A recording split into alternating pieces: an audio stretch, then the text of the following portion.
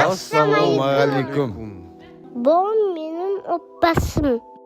Ауылса ауылына қос келдіңіздер.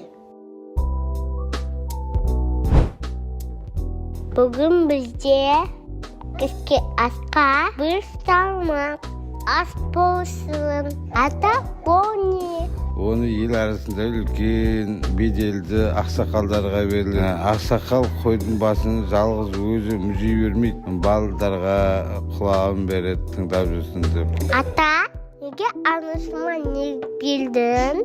Осы қойдың таңдайын әйел адамдарға беріледі. Күміс көмей әнші болсын, шешен болсын деп алақанына салып береді. Әже, анам неге сәлем салды? Табаққа сәлем салу, келіннің дастарханнан табақ алған кезде үлкендерге құрмет көрсетуі. Әке неге астан кейін атан бізге бата береді? Бата, өсіп келе жатқан ұрпаққа болашағы жарқын болсын деп, аман жүрсін деген ниетпен бата береді.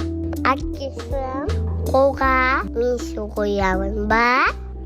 Я балам, үйдің кенже баласы үйдің үлкендерінен бата алу үшін қолға су құяды. Балам, енді далаға шығып, қар тазалап, тауықтарға жем беріп келейік.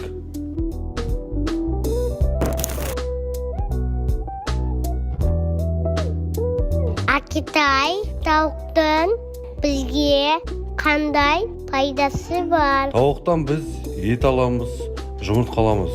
Оның адамдарға деген пайдасы көп. Сондықтан оған жем, су беріп аптауымыз қажет. Әкесім, біз қайда келдік? Балам, бұл менің жұмыс орным. Мен өрт сөндіру саласында жұмыс жасаймын.